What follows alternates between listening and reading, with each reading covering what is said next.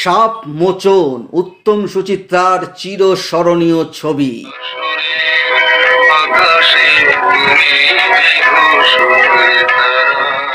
সুধীর মুখার্জি পরিচালিত ও হেমন্ত মুখার্জি সুরারোপিত এই ছবিতে আরো যারা ছিলেন তারা হলেন পাহাড়ি সান্যাল, বিকাশ রায়, কমল মিত্র, জীবেন বসু ও অন্যান্যরা।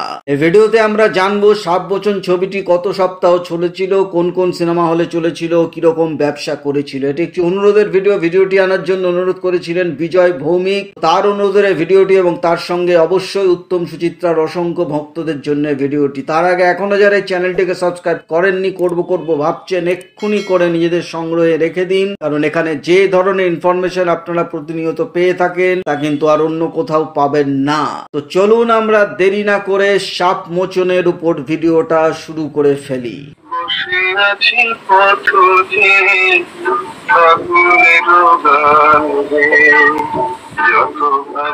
27 মে 1955 সালে রূপবাণী অরুণা ভারতী সহ মোট 10টি হলে মুক্তি পেয়েছিল সাপ মোচন। ছবির গান ছবির মুক্তির আগেই হিট হয়ে গিয়েছিল। তার উপর উত্তম সুচিত্রার ছবির হাউসফুল দিয়ে সপ্তাহটি শুরু হয়েছিল।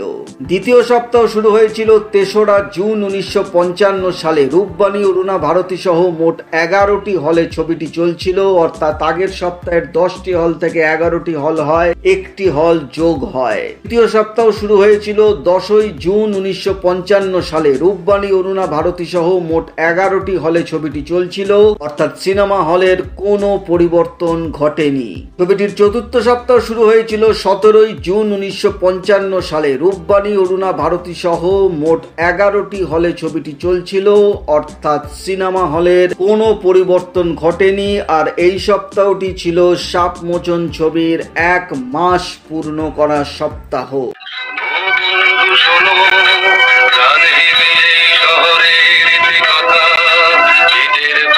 পঞ্চম সপ্তাহ শুরু হয়েছিল 29শে জুন 1955 সালে। রূপবাণী অরুণা ভারতী সহ মোট 10টি হলে ছবিটি চলছিল, অর্থাৎ আগের সপ্তাহের 11টি হল থেকে 10টি হল হয়, একটি হল কমে যায়। ছবিটির ষষ্ঠ সপ্তাহ শুরু হয়েছিল 1 জুলাই 1955 সালে। রূপবাণী অরুণা ভারতী সহ মোট 12টি হলে ছবিটি চলছিল, অর্থাৎ আগের সপ্তাহের 10টি হল থেকে 12টি হল হয়, 2টি হল বেড়ে যায়। সপ্তম সপ্তাহ শুরু হয়েছিল 8ই জুলাই 1955 সালে। রূপবাণী অরুণা ভারতী সহ মোট 12টি হলে ছবিটি চলছিল, অর্থাৎ সিনেমা হলের কোনো পরিবর্তন ঘটেনি। ছবিটির অষ্টম সপ্তাহ শুরু হয় 15ই জুলাই 1955 সালে। রূপবাণী অরুণা ভারতী সহ মোট 12টি হলে ছবিটি চলছিল, অর্থাৎ এই সপ্তাহেও সিনেমা হলের কোনো পরিবর্তন ঘটেনি।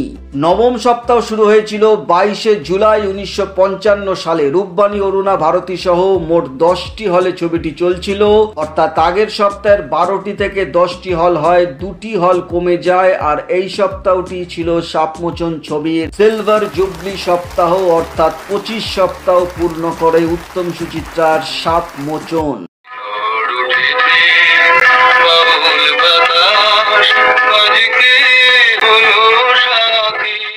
দশম সপ্তাহ শুরু হয়েছিল 29শে জুলাই 1955 সালে। রূপবাণী অরুণা ভারতী সহ মোট 8টি হলে ছবিটি চলছিল, অর্থাৎ আগের সপ্তাহের 10টি হল থেকে 8টি হল হয়, 2টি হল কমে যায়। ছবিটির 11 সপ্তাহ শুরু হয়েছিল 5ই আগস্ট 1955 সালে। রূপবাণী অরুণা ভারতী সহ মোট 8টি হলে ছবিটি চলছিল, আর এই সপ্তাহটি ছিল সাপমোচন ছবির শেষ সপ্তাহ।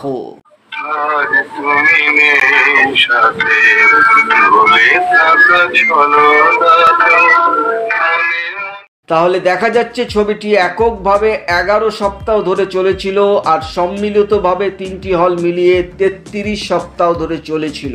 ছবিটি তৈরি করতে সেই সময় আনুমানিক 9 থেকে 10 লক্ষ টাকা খরচ হয়েছিল, আর ছবিটি প্রায় 40 থেকে 45 লক্ষ টাকা পর্যন্ত ব্যবসা করেছিল।